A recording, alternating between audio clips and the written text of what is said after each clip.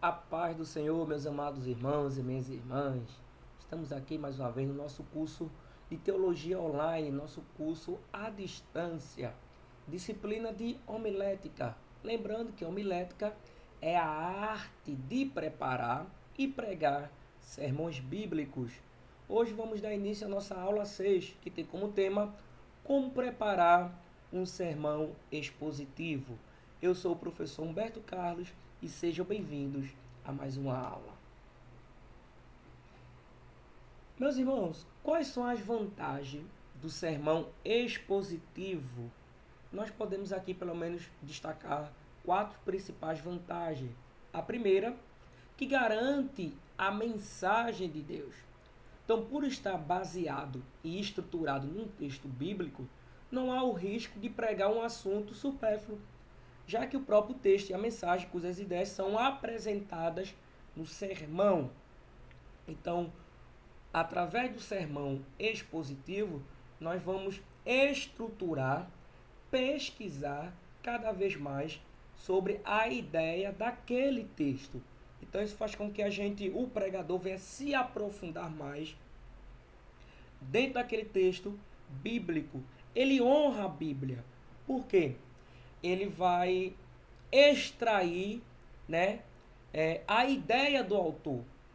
Ele vai extrair aquilo que o autor queria repassar.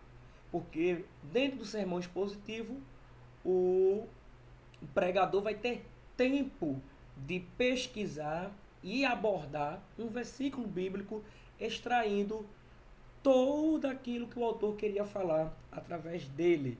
Então, a terceira vantagem é que, através disso, você vai alimentar a igreja. Por quê? Você vai levar um alimento mais profundo, você vai levar um alimento mais, vamos dizer assim, mais perto daquilo que o autor bíblico queria passar para os seus ouvintes naquela época, e agora você está contextualizando, através da mensagem bíblica, aquela ideia e aquele pensamento. Então você vai conseguir fazer uma familiaridade, assimilar melhor a ideia do autor transmitido através do sermão expositivo. E por último, faz com que o pregador se alimente mais e desenvolva mais é, é, a fonte das pesquisas. Por quê? O sermão expositivo vai exigir mais do pregador. Ele vai fazer com que ele pesquise mais. Então isso deixa o pregador mais alimentado. Vai fazer com que ele venha buscar mais alimento, mais fontes, mais materiais de pesquisa. Então é um sermão um pouco mais trabalhado, mas em compensação o pregador ele vai desenvolver bastante. Muitos dizem que o sermão expositivo é o mais difícil de se preparar. Enquanto no sermão temático o assunto sai da cabeça do pregador, no sermão textual o assunto sai do próprio texto bíblico, ou seja, primeiro vem o texto e depois vem o tema. Isso é o que a gente trabalha no sermão textual. E o sermão textual ele vai extrair as divisões principais do texto, mas as subdivisões ou os tópicos, subtópicos, são construídos argumentos através da ideia daquele assunto. Já no sermão expositivo, tanto os tópicos como os subtópicos são extraídos do próprio texto. Então a gente vai perceber que o sermão expositivo é o mais difícil de preparar, mas é o que mais penetra na alma, com mais poder, porque ele possui maior volume de conteúdo bíblico. Então esse tipo de sermão extrai do texto bíblico não apenas a ideia central, mas as divisões e subdivisões. Mas o próprio espírito do texto vai estar ali. Por quê? Vai fazer com que esse pregador se preocupe mais com a ideia do texto. Então ele vai pesquisar mais o contexto histórico, ele vai pesquisar mais palavra por palavra, fazer uma análise, né, sintática, gramatical, vai fazer com que ele venha fazer também uma aplicação melhor, vai fazer com que ele venha fazer também uma interpretação, uma análise teológica melhor daquele versículo, daquele texto. Então, de fato, é o sermão mais difícil, mas em compensação é considerado mais poderoso. Tá bom? Então, três observações do sermão expositivo. Primeiro, o texto. Ele pode explorar mais e trabalhar mais versículos. Enquanto no sermão temático ele precisa apenas de um versículo para fazer todo o sermão temático, o sermão textual ele precisa de 1 a 3 versículos, no máximo 4, 5 ali. No sermão expositivo, ele trabalha o maior número que tem de versículo, ou até mesmo o pregador pode trabalhar o capítulo todo.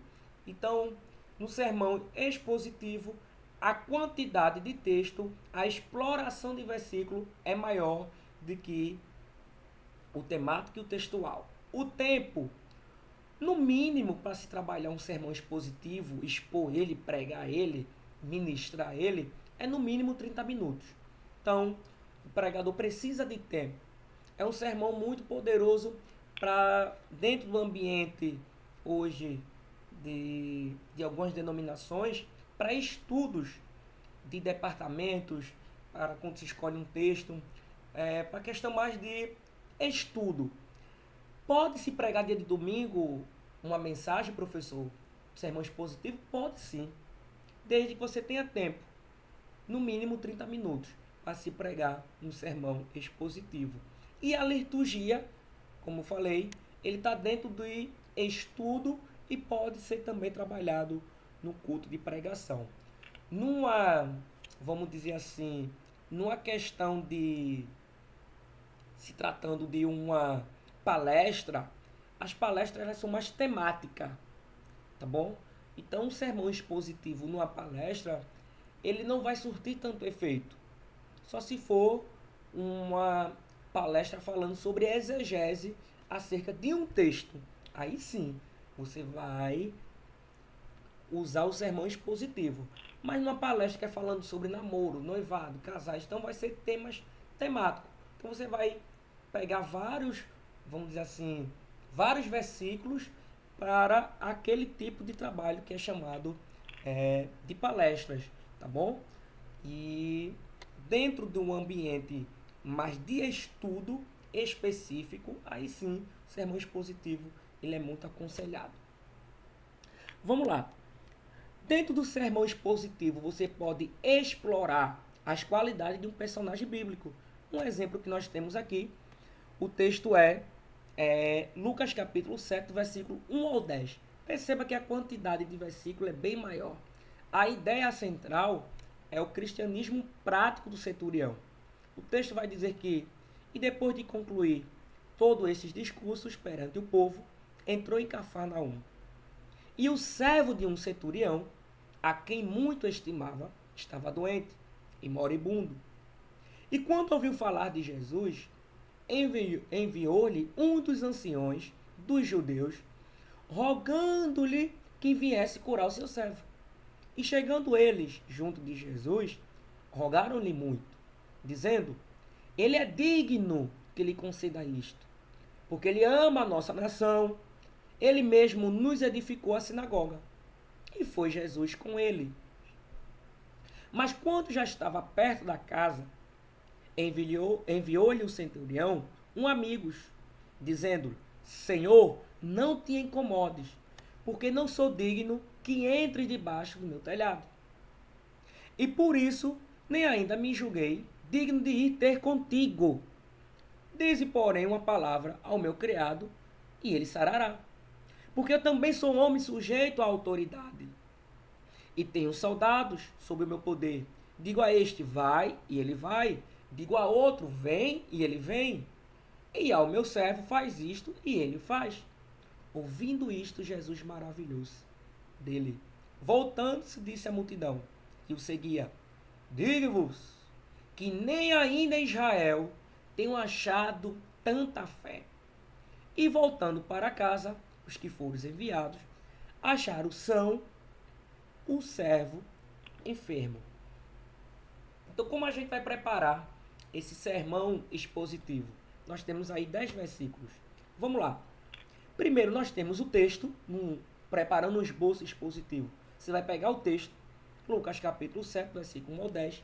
O tema, a ideia do autor é a cura do servo do centurião. E o subtema que nós vamos colocar é a fé, a maior qualidade do centurião. Lembrando que você pode fazer, explorar, formar um sermão expositivo visando as qualidades de um personagem. Então aqui nós vamos dar ênfase à maior qualidade do centurião, que é a fé. Então você prepara a introdução. A gente falou que eu indico uma boa ilustração na introdução, ajuda bastante a cativar e fazer com que as pessoas prestem mais atenção ali no que vai ser falado. Você faz essa transição e você vem com o primeiro ponto, a reputação do centurião. A reputação do centurião é a primeira qualidade dele. Qual é a reputação do centurião? Que os anciões dos judeus foram dizer que ele é digno. Por que ele é digno? Porque ele ama a nossa nação. Então perceba que esse centurião, ele era romano, ele era um soldado, ele era um capitão responsável por 100 homens e, querendo ou não, Roma estava dominando os judeus, então os judeus não eram bem vistos com os romanos, tá bom? Então nem os romanos viam os judeus também com bons olhos, numa questão política, mas perceba que os judeus, os anciões, vai dizer que esse homem é digno e que amava a nação, ao ponto de edificar uma sinagoga. Então a primeira qualidade desse centurião é a reputação. Segundo, a humildade do centurião. Ele disse que não era digno e que não queria incomodar o mestre, ao ponto de nem ir até o encontro de Jesus. Pediu para que os servos fossem, né? E a gente percebe que também não era digno que ele entrasse nem na sua casa. Então a gente vê aqui a humildade desse centurião, reconhecendo o quanto ele era indigno. Então a gente percebe aqui a humildade. E por último, a fé do centurião, porque ele vai dizer que pede apenas uma palavra. E ele ali vai dar o exemplo do que ele pede aos seus servos que façam isso, eles fazem. Vai para lá, ele vai. Venha para cá, eles vêm. Então, e por último, a fé do centurião, que a gente pode ver que ele tinha certeza da cura através de uma palavra.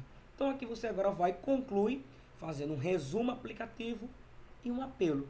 Então perceba que dentro desses 10 versículos eu fiz um sermão expositivo visando e explorando a qualidade do personagem bíblico, que no caso foi a qualidade do centurião. E coloquei como subtema a fé como maior qualidade. Mas o texto fala da cura do servo do centurião. E a cura do servo do centurião, querendo ou não, está atrelado à qualidade desse centurião. E as qualidades que a gente pôde perceber foi a boa reputação, a humildade e a fé. Mas foi a fé que fez com que Jesus desse ênfase como maior qualidade e atribuiu a cura à fé deste homem. Tá bom? E ainda vai dizer que nem em Israel ele viu tanta fé. Tá bom? Então a gente tem um exemplo aqui de um sermão expositivo visando a qualidade de um personagem. A gente pode explorar a natureza dos fatos e a gente também pode explorar os conceitos opostos, a oposição. Vou dar outro exemplo aqui. Vamos dizer que a ideia central, em Cristo podemos vencer a tentação. E a gente pega Mateus capítulo 4, versículo 1 ao 11, que vai falar sobre a tentação de Jesus. E a gente pode aqui explorar a natureza dos fatos. Primeiro, a primeira tentação de Jesus foi da natureza física, porque Satanás vai dizer para Jesus que transforma aquelas pedras em pães. Então o homem tem a sua necessidade física e uma delas é a fome. Então ele percebeu que Jesus teve fome, né? E ali ele quis tentar Jesus na natureza física. E Jesus vai dizer que nem de pão viverá o homem. Depois ele vai para a segunda tentação, que é a tentação de natureza psicológica, dizendo, olha, se atire daqui de cima desse penhasco, que Deus vai dar a ordem aos seus anjos para te ampararem. E ele vai dizer, não tentarás ao teu Deus. E a terceira tentação que Satanás vai tentar Jesus é na natureza espiritual, ou da adoração, que é quando ele diz assim, se tu prostrares e me adorares, então eu te darei todos esses reinos. E Jesus vai dizer que somente a nosso Deus prestarás cultos e adorarás. Então a gente consegue perceber dentro desse versículo aí, desse capítulo, versículo 1 ao 11, explorar a natureza dos fatos. Você pode pregar de outra forma, mas eu quis explorar a natureza dos fatos.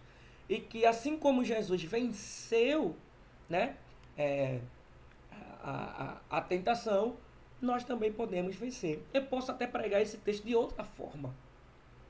Né? O tema, em quais áreas Jesus foi tentado? Jesus foi tentado na natureza física, na natureza psicológica e na natureza espiritual. Tá entendendo? Você pode mesclar aí, ter a ideia de fazer vários assuntos, desde que você explore, né, a natureza daquele fato. E você pode explorar os conceitos opostos. Por exemplo, você pega aí Lucas capítulo 18, do versículo 9 ao 14, e você vai falar sobre as duas faces da justiça. Você vai trazer a oposição. Primeiro, a justiça do orgulho do fariseu.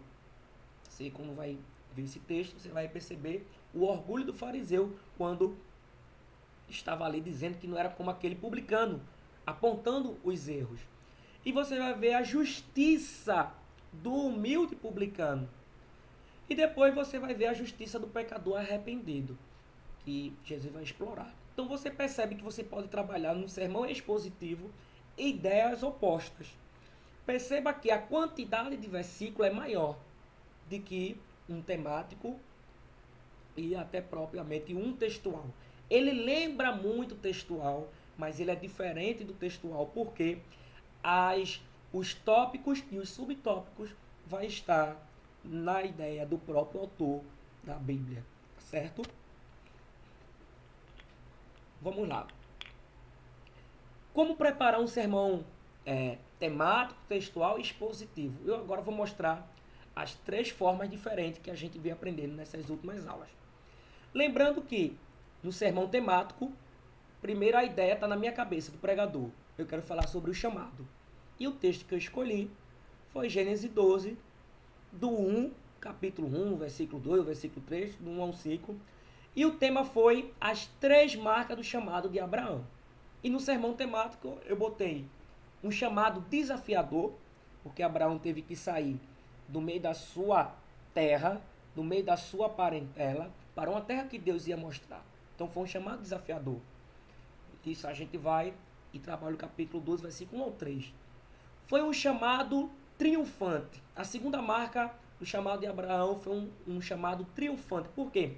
Melquisedeque, quando viu Abraão, disse, bendito é o Deus Altíssimo, cujo Abraão serve, que deu vitória sobre esses 3 reis.